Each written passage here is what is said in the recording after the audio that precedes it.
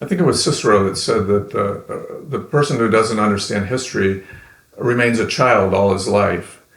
And I think in the same way that our life experience gives us perspective, and I wouldn't say history teaches lessons, but it gives us a perspective. It makes us a little wiser as we get older. Knowing about the past gives us that much wider perspective and helps us to deal with the present and to grope our way through the future. That's perfect. You didn't use the phrase burnt over district in your book, as you said, but how would you understand if somebody said, I understand this was the burnt over district? What does that mean to you as a historian?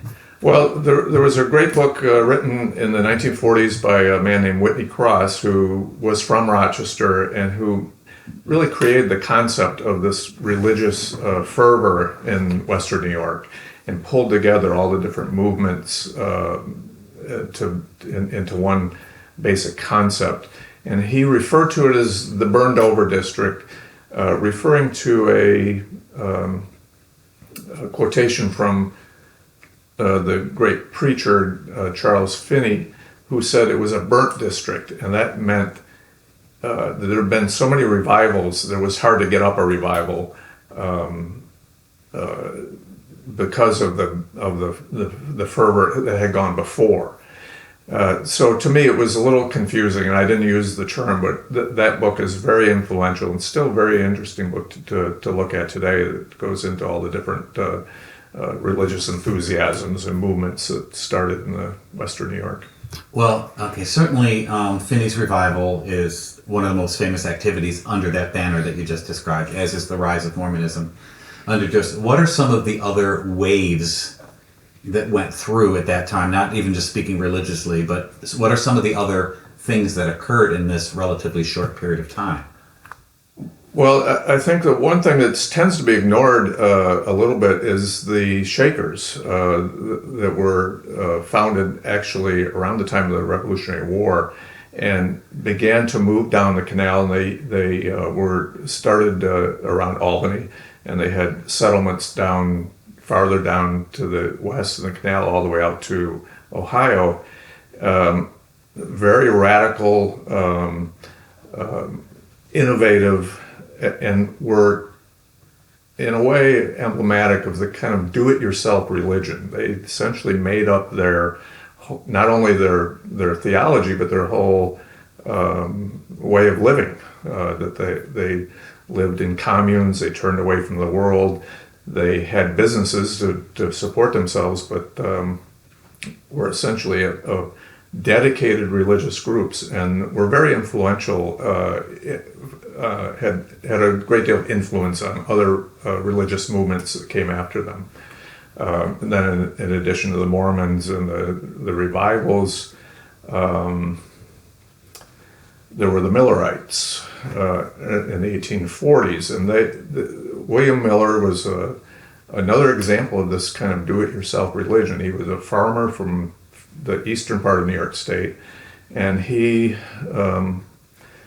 started out as a skeptic, but then he got interested in the Bible, and he decided to look at the Bible and determine whether it was true or not by studying the Bible without any commentary, and he was just going to make his own judgment.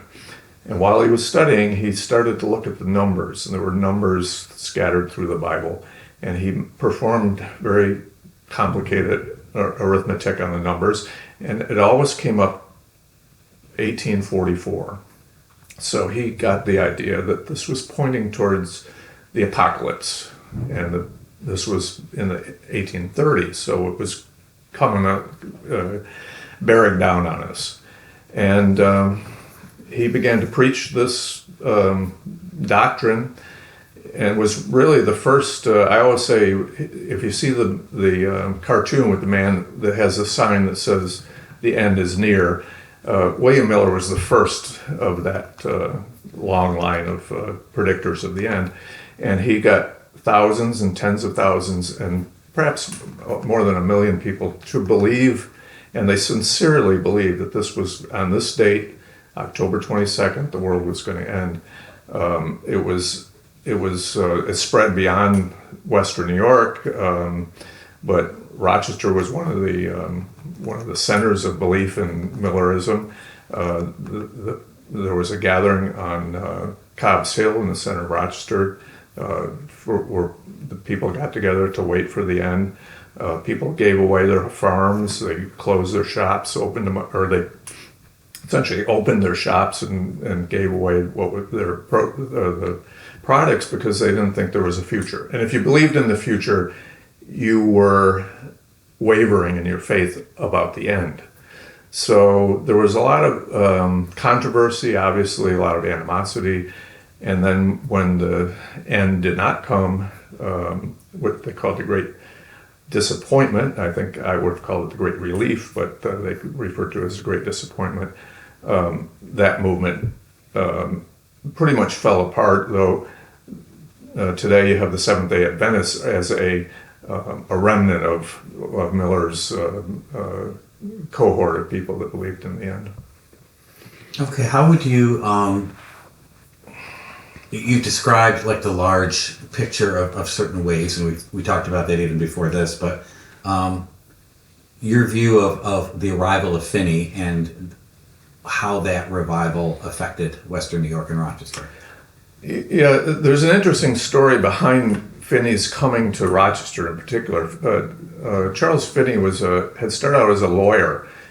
He grew up near Watertown, and he had essentially a mystical experience as a young man and decided to go into the ministry. And he was one of these sort of do-it-yourself religious figures. He did study a little bit, but he didn't go into the long preparation that all ministers would have had at that time. He had a different view of the urgency of saving souls. A lot of that was taken from the frontier, where Methodist preachers in particular would go out to the frontier and have what they called camp meetings. And these were very wild, emotional efforts for people to get saved because they didn't have time. It was partly it was practical. They were farmers. They had to get back to their farms. They wanted to get saved and get back to work. And so the preachers were very emotional and very preached a lot of hell and brimstone to encourage people to get saved. Finney was affected by that, but toned that down, still had an emotional way of speaking, an emotional appeal that the New England established ministers didn't approve of. And it happened that in 1829, there was a man named Sam Patch who came to Rochester. He was a professional daredevil. He was probably the first professional daredevil in America. And his thing was to jump from high places. And he had jumped over Niagara Falls, and he came down to Rochester to jump at the high falls in Rochester, the Genesee. And that was in November of 1829. He did jump, was successful. Thousands of people came to see him. I don't know if it was the lack of entertainment at that time, but people would travel for days to get to Rochester to see this guy jump over the falls. He decided to do it one more time. He built a platform and he was going to jump from even higher height. He jumped. There was always a suspense after he jumped, and silence fell over all these people. And they waited, and he never came up. And his body was found the next spring, frozen into a block of ice down in Charlotte. The ministers and the respectable people of Rochester thought this has gone too far. Rochester was a rowdy town to begin with. There's a lot of drinking and fighting, but mostly because of the canal workers and the transients the canal brought to the city. This has gotten out of hand. We need to have a revival. And so they went to the greatest revival preacher of his time, comparable to Billy Graham, except that Charles Finney was much bigger than Billy Graham. He was the guy that invented the techniques that Billy Graham used. He made headline news wherever he went. That was the guy they wanted to get, so they brought him down, and he spent 6 months in Rochester in 1830 while the canal was closed and people had a lot of time on their hands. And he preached almost every night. He was a very dedicated worker. He would go around during the day and go door to door, try to get the people to come to the revivals, which were held in different churches. He was a very dynamic speaker. There was a story where a man who was a skeptic, jumped up during one of his sermons and said, and he had silver dollars in his hand. He said, "These are my gods." And Finney, who had these very piercing eyes, turned to him and looked at him, and the man was suddenly taken and fell down on his knees and was saved in that minute. And people in general would have that reaction, very emotional reaction. So Finney's revival then caught hold in Rochester and then spread, and he had acolytes and disciples that would go out and spread to other towns, and was extremely influential, and was really the culmination of what was called the Second Great Awakening of the early part of the 19th century. I think you left us hanging a little with the Sam Patch story. You mentioned his jumping, you mentioned there was kind of the respectable people thought we went too far, but I like what you were saying earlier, like, can you tie that together a little tighter of how did they admonish the people? Did it set the stage for this public, like, feeling bad? Yeah, that was almost a rebuke of people. Something like that. Right there. Rochester, because of the influx of canal workers and the general transients that were passing through, was a very rowdy town, as were many of the towns along the Erie Canal. A lot of them were referred to as ports. So you had Fairport and Brockport and Port Byron. And they had the elements of a port town, even though they were far inland, which was drinking, fighting, prostitution. And as part of this, an entertainer arrived in Rochester in 1829 named Sam Patch, who was probably the first professional daredevil in America.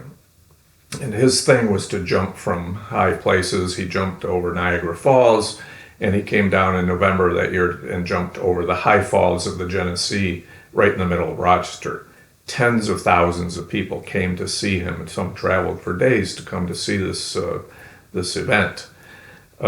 He jumped successfully once. He decided to do it again from a platform even higher, as he advertised, even higher. And he jumped. There was a moment of suspense, and then silence fell over the crowd, and he never came up. And his body was found the next spring in a block of ice down in Charlotte.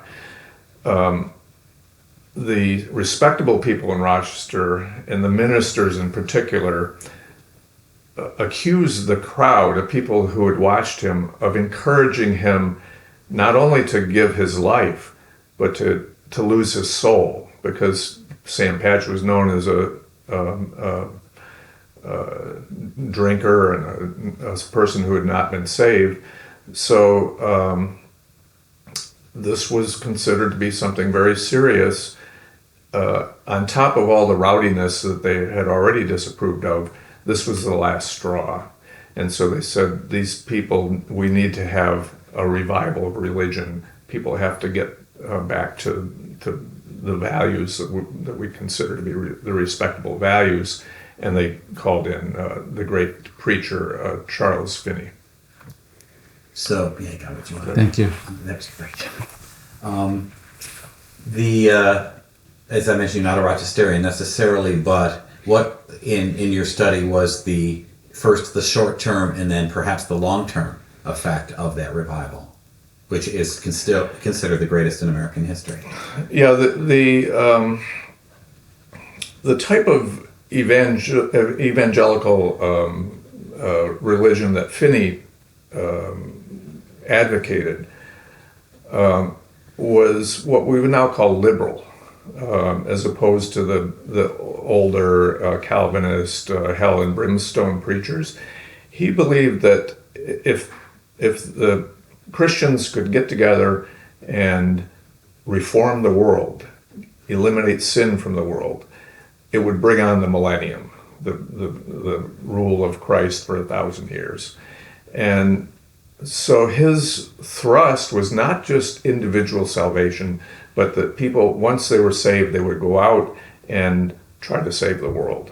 And the first thing that he approached was drinking. It happened to be that in the early part of the 19th century, America was in its biggest drinking binge in its history. Phenomenal amounts of whiskey went down, and people drank a glass of whiskey for breakfast routinely. So there was a lot of alcoholism, a lot of all the bad effects of heavy drinking. And so that was one of the first things during that 6-month revival that Finney sponsored and participated in. One of the themes was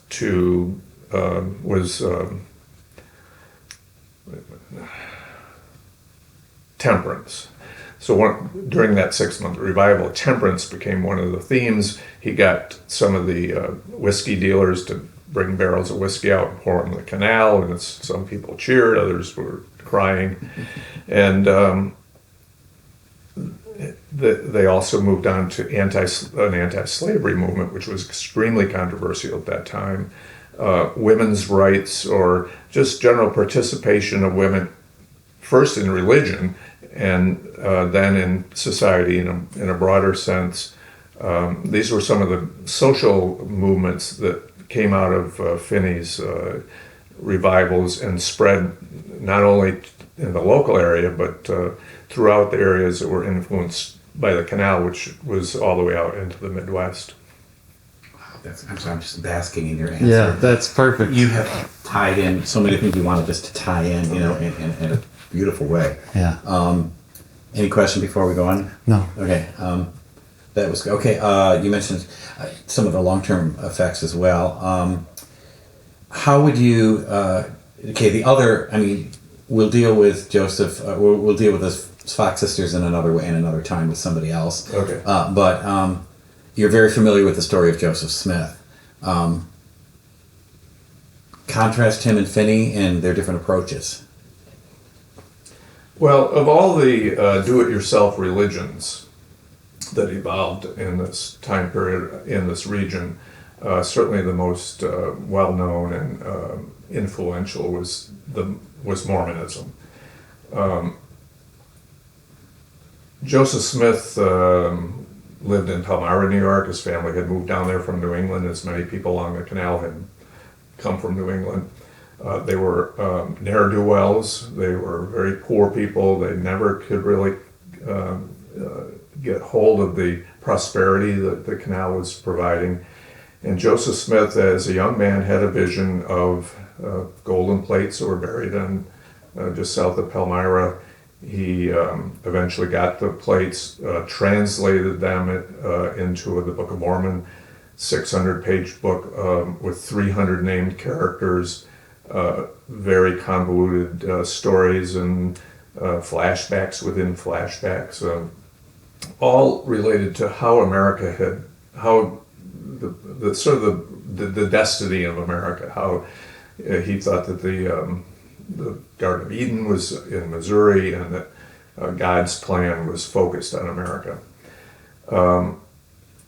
And it was a phenomenal achievement of the imagination. He went on to found a religion of the Church of Jesus Christ of Latter-day Saints, which was always referred to as Mormonism. He then moved quite quickly the whole operation out first to Ohio and then out to Missouri and Illinois. Joseph Smith founded the Mormon religion in 1830, which was exactly the time that Finney's revival was going on in Rochester. And whereas Finney, his form of evangelical Christianity you could refer to as liberal, Joseph Smith had a more conservative, patriarchal, certainly. Went back to the priesthood, which was considered very much a throwback by the Protestant religions. That went back to the Roman Catholic view of things. Not that Joseph Smith was attributed it to Catholicism, but it was had the similar form, and there was a lot of anti-Catholic feeling in the country at the time. It clearly was not a women's rights and abolitionist movement. Well, that Smith was actually, doing. Mormons were anti-slavery. They were. Yeah, and that was one of the reasons they had a conflict in Missouri, was that they went out there and preached anti-slavery, and in Missouri that was not did not go down well. So that one I can't say. But they didn't allow blacks in for a very, very long time. They had a theology that denigrated black people. That's true. What about the role of women in Mormonism? Well, as I say, Mormonism was a very patriarchal religion, and it became more so as Joseph Smith went on. And one of the crucial revelations that Joseph Smith had, as he continued to have revelations after the Book of Mormon was completed, was the idea that God had designated polygamy as the proper doctrine for Mormons. And that was, in many ways, was Joseph Smith's downfall. It split the Mormon community out in Illinois. They had gathered in one large city in Illinois, and there were dissidents who could not accept polygamy. That led to they tried to start a newspaper of their own. Joseph Smith had it smashed, the printing press smashed, and he was then arrested by the civil authorities for this violence against his own members. And while he was in jail, he was essentially lynched. So that was the end of his life. And polygamy had split the church. The majority of the church went with Smith's ideas of polygamy and were led by Brigham Young to the famous trek out to Salt Lake City area. And of course, Brigham Young was also from the Rochester area and had lived in Mendon. So there was that connection back to the area where Mormonism had begun. You had mentioned something about and I don't know if you phrased it exactly this way, but how I heard it was that a lot of his doctrine came from his own experience. It was like he kind of wanted many wives, so all of a sudden he got the revelation. I don't know how you put it. Just basically, it was an adulterer under his wife's nose, and she didn't know for a long time, and that whole problem that he had personally. I mean, it's pretty well established that he was involved in sexual relations outside of his marriage before he declared polygamy. That's true. Whether it would be a judgment to say that he made up the revelation about polygamy because of that. In some ways, it didn't really make sense, because he could have just continued on without causing the split in his own movement. So he was to begin in any way to try to fathom the mind of Joseph Smith is it's a dangerous occupation, I'd say. Can you make any connection with Freemasonry and Joseph Smith? I heard that he was a Mason at one point, and I know on the priest's robe, I saw it on Google lately, they have a square and a compass embroidered still on their priestly garments to this day. That first interview we did was with the historian, and she was an expert in the William Morgan murder. Oh, okay. And everything. So we heard that whole story from her. So the power of Freemasonry in America, which most people were not aware of, she let us know about, and the rise of the anti-Masonic Party as the first third-party party in America. We heard that story from her. So Freemasonry, in a sense, has already been discussed in the movie. And what I would say about Joseph Smith is that he was in many ways a sponge that soaked up every movement and every idea that was floating around in his time, including ideas from the Shakers, including ideas from the Freemasons, and some of their rituals and some of their icons he absorbed into his into the Mormon religion and the Mormon approach to life. I think he liked the fact that the Masons were an all-male secret society. He was very attracted to secrets and secret societies, and he did become a high-level Freemason himself, and there was quite a strong Masonic presence in the Mormon religion as well. All right, let's get to the canal. Okay. First, let's go broad. I'm watching this from California. Why would I care about something that was just in New York State? What was the impact of the canal on America? Well, one of the interesting things to me, and I actually learned this while I was researching the book, is that all of the Great Lakes, other than Lake Ontario, excuse me, all of the Great Lakes, other than Lake Ontario, are on absolutely the same level. So that you can take a boat from Lake Erie all the way out to what's now Chicago. And they did have steamboats at the time. The Hudson River is entirely at sea level up to Albany. So it gave access to New York City and all of the East Coast. If you could connect the two of them, it would open up the whole, not just Western New York, but the whole central part of the United States, giving it access to the coast, where most of the population was at the time. So once that connection was made by the Erie Canal, it was a phenomenal boom of trade, of resources coming down, agricultural resources. I think there were a number of reasons why these religious enthusiasms developed in this area at this particular time. It certainly went back to the Erie Canal, which dominated the climate of Western New York. One thing we have to remember is that the people who moved out to what had recently been wilderness along the canal were young people. We think back that they were all great-great-great-grandpa with the frock coats and the women with the bonnets, and they were old people.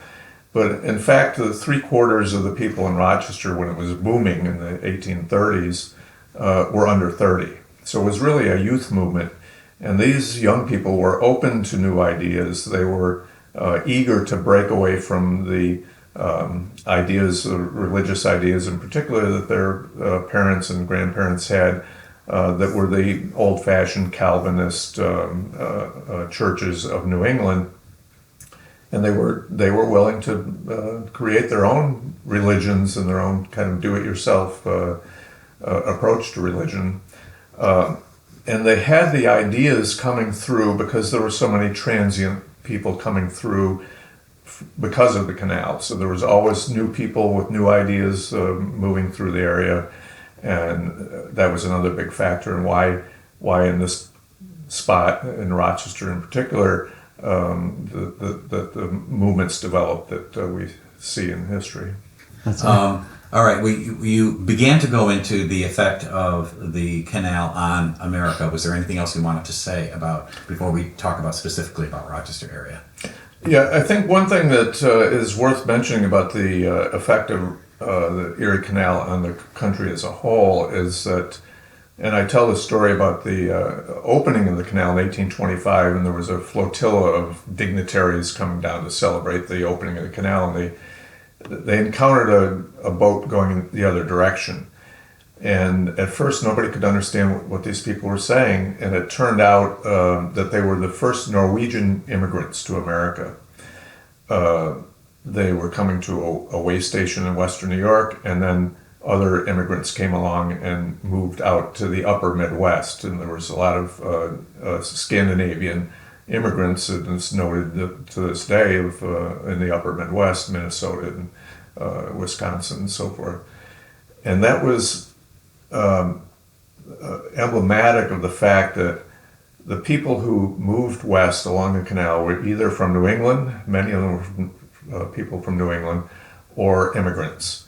The one thing they had in common was that they had no interest in slavery, or that they were actively opposed to slavery. Without the Erie Canal, the easiest way to get to the upper Midwest was up the Mississippi River. And there already started to be some settlement of Southerners moving up into southern Ohio, southern Indiana. The opening of the Erie Canal blocked the southern infusion of people and populated the upper Midwest with these immigrants and New Englanders. And very soon after the canal was finished, people began to, instead of referring to the settled East and the frontier West, they began to talk about the free North and the slave South. And that essentially put us on the road to the Civil War. Okay, wow, that's a whole other thing we'd love to go down, but we don't have time. How, in your mind, that's the effect on the nation, and that's a perfect way to start. And you could say the revivals created some of that anti-slavery sentiment. I go into in the book into Theodore Dwight Weld, who was an acolyte of Charles Finney, and he became one of the early, really vehement abolitionists at a time when abolition was very controversial, even in the North. And he went around preaching his anti-slavery message. And of course, also the reason why Frederick Douglass ended up in Rochester, I think, is related to the residue of the revivals. Nice. I could kiss you. Just because you're making these lovely connections that we see already. We'd rather have you say them than present them in another way. Okay, now let's narrow it down to the effect on the canal on what did it do for Rochester region? Well, the canal really made Rochester, in the history of Rochester, was that it was a swampy little area at the top of the falls, full of rattlesnakes, and nobody wanted to live there. And they knew that it would be good for mills, but there was nothing to mill. There was no product to process in Rochester. And when the canal came through, and the original idea of the canal was floated by a man named Jesse Hawley, who was a flour broker from Western New York, who went bankrupt trying to get flour down the bad roads that they had then to the markets in the East. Once the canal arrived in Rochester, it made it easy to get the flour that was being grown, milled from the wheat that was being grown in very fertile farm fields around there, to get that down in an inexpensive way down to the markets in the East. And Rochester became the first boom town. And the term boom town was invented to refer to Rochester. They said it was as if houses and buildings were falling out of the sky. It was growing so fast. And it became the largest flour milling city in the world, and made its fortune mostly from milling flour, and it was the flour city for a long time. Any other... Well, you've described how the atmosphere was ripe for Finney to come, and ripe for some other, the Millerite ideas and Joseph Smith and other things like that. Other than trade, what did you've referred a little bit to some of the people who worked in the canal as being rather rowdy. What were some of the other socio-political effects of having this connection? Because I can Google anybody, I can fly anywhere. At that time, what other doors did the canal open? Well, I think if you look back in the early part of the 19th century, you see most people lived in settled areas, and they lived lives that were similar to what their parents and grandparents had lived. And there was just the beginning after the Revolutionary War of people moving out into these new lives in the West. The West then was Buffalo or anywhere on the other side of the Appalachian Mountains. And the canal vastly accelerated that movement to frontier areas, and it attracted the type of people who were adventurous, who had adventurous in ideas as well as physically. And this flow of people going out to the West and created a ferment, I think, and that ferment really gave rise to a lot of these ideas, and both the changes in people's lives and politics and in religion. That was this accelerated settlement of the West. Now, I know, as I mentioned, we already covered it with this history teacher, but do you have any thoughts on what was going on with the William Morgan murder and Freemasonry and the effect of Freemasonry on the region? Well, I think that the William Morgan case is often referred to as an example of the paranoid style in American politics, and is famously referred to as that it wasn't the murder of Morgan, which was sort of an anomaly. And I personally, in looking over all the material on the Morgan case, I came to the conclusion that he was murdered by Freemasons largely because they were Hicks. The people in the West, one of the qualities they had, they lived out there in the middle of nowhere. They were very different than DeWitt Clinton, who was one of the highest level Freemasons in the country, but was very sophisticated. George Washington was a Freemason. They were sophisticated people, and to them, the Freemasonry was they took it in a certain perspective. Let's put it that way. Whereas out in the West, and these people that were hayseeds, let's say, they took it much more seriously and much more literally. So having sworn these oaths, they saw that William Morgan had broken the oath. They decided to kill him. I think that's what happened. And some will say that the reaction against the Freemasons is the interesting part of it. That this frenzy of fear that the Freemasons were going to take over and they were going to make establish an aristocracy in America. That is the interesting part of it, and that was a fairly short-lived but very influential movement that they started the Anti-Masonic Party, and it was immensely controversial, and there were fistfights on the streets of Rochester of the different factions that were involved in the Morgan case. Can you finish this sentence with another sentence or a paragraph? And look at him when you say it. The sentence is, actually, Finney arrived on the Erie Canal coming from the east, ... I want to just tie in how the canal being such a key thing, that's actually how Finney came to Rochester. Yes. For that. Well, I'll ask the question, and then, okay. Where did Finney come from, and how did he get to Rochester?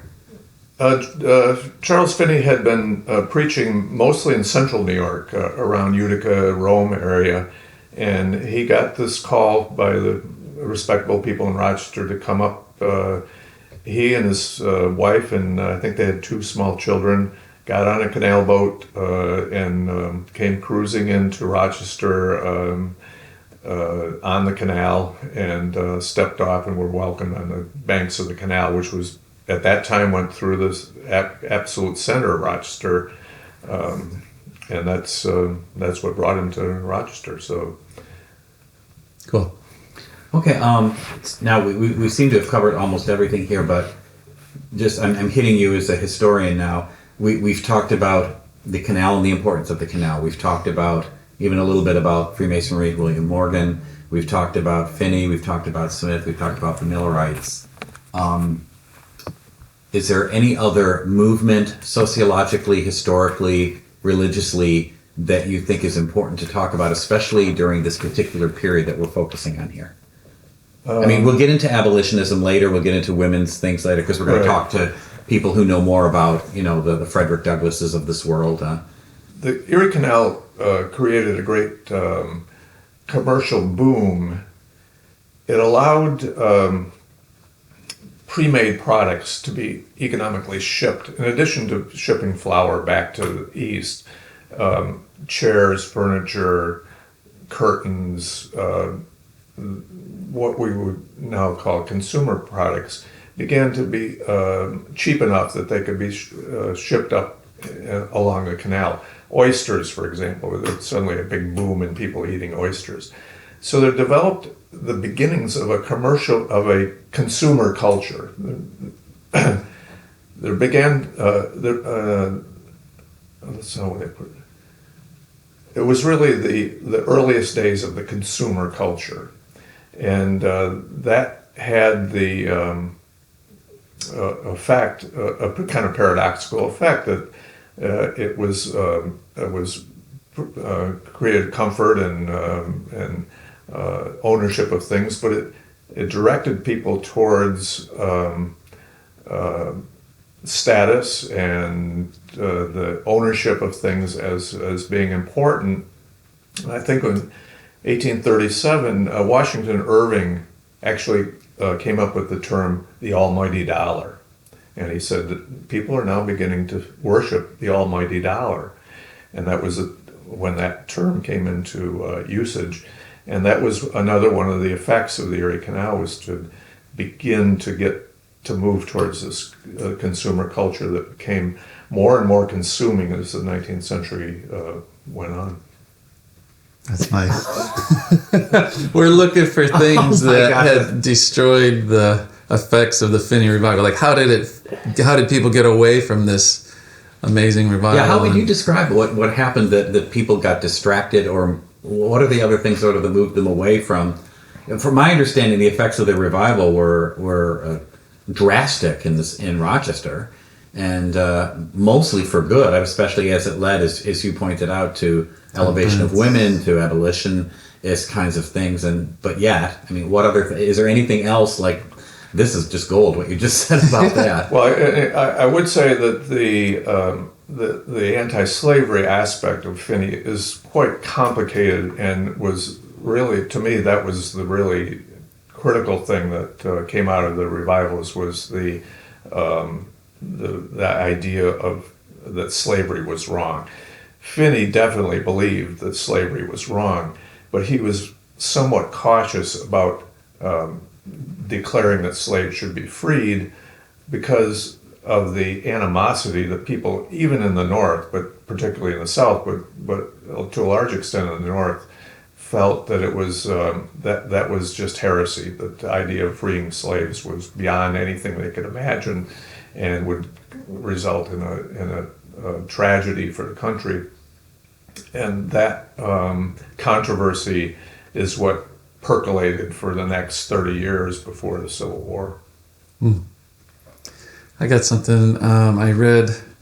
It was Rochester Library website or something. I don't know if you can speak into this, if you found it in your own research, but with the whole alcohol, the temperance, alcoholism, I think some of the workers, I think some of the companies actually paid their workers, at least partly, with, I don't know if it was whiskey or what alcohol, but can you, and I even saw some stat, like huge amounts of alcohol being shipped from Rochester or to Rochester or something. Can you talk about any of that?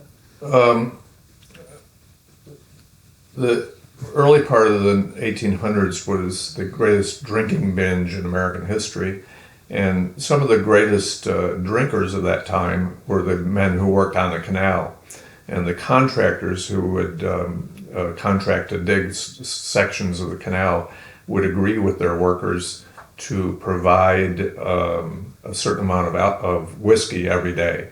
And so they would get a pint or a quart of whiskey, whatever was agreed upon. They didn't want them to take a break and drink it, so they had boys that would run up and down the line of the guys digging with dippers and give them their shot of whiskey.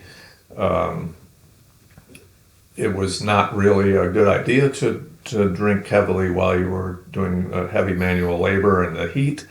And some people said also, how could they dig this totally straight canal if they're all drunk? And someone else said, well, who would do that kind of work if you weren't drunk? So that was, it spread from there. And one of the reasons there is always given for why whiskey in particular became so popular was that it was cheaper to take your grain, make it into a mash, distill the whiskey from it, and ship the whiskey back east than it was to ship the grain itself, and you made more money doing it that way. So that when we talk about the Whiskey Rebellion, it was even earlier in this, in the late 1700s, was from these farmers out west who, when it was still very expensive to ship things back, would make whiskey, and whiskey became very inexpensive. And there was also a different approach to work and to, for example, the boss was expected to provide drinks for and they would take a break. You didn't take a coffee break. You had a glass of beer or a glass of whiskey, and the boss was expected to provide it. And it was much more casual view of the work environment, let's put it that way. Mm-hmm. Sounds like Is that the kitty? Yeah, she's... I did have one more question, just a more general one. Now that we've just talked about this, and I don't care what your answer is, just if someone came to you and said, I heard that you know something about Rochester, and why is Rochester, I mean, right now, because to be honest, Rochester's not on the map to most people. I mean, there's Syracuse, and then there's Buffalo, and then there's this other place in the middle. Where people get know the history of it. To me, it's like the more I look, the more amazing it is. But how would you describe the importance of Rochester historically, even right up to now, and just to someone who didn't know anything about the region? Well, I would say that the importance of Rochester is the importance of cities in general.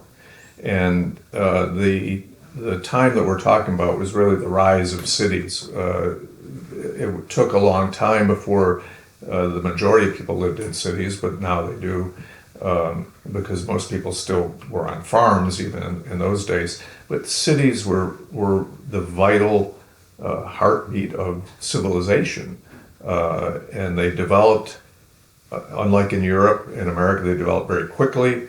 And unfortunately, once the reason for them to be in existence was removed, they faded relatively quickly compared in a historical sense. So we see that with Rochester, and unfortunately we see it with Buffalo and Syracuse and other cities as well. The cities along the Hudson Valley where I live, similar situation. They were vital centers of civilization in the 19th century, as modes of transportation and manufacturing changed. There was less of a reason for them to be, and unlike the cities in Europe, they didn't have those many centuries of roots, and they sort of lost their way. Why am I here? Why is the city needed now? And I see that in Rochester, and particularly in the growth of the suburbs, where the suburbs are prosperous and the central city is suffering. It's just a confusion about what is the purpose of a city, and it's sad to see it. And I think it's I won't say inevitable, but it's just a natural progression of how people settle and live their lives.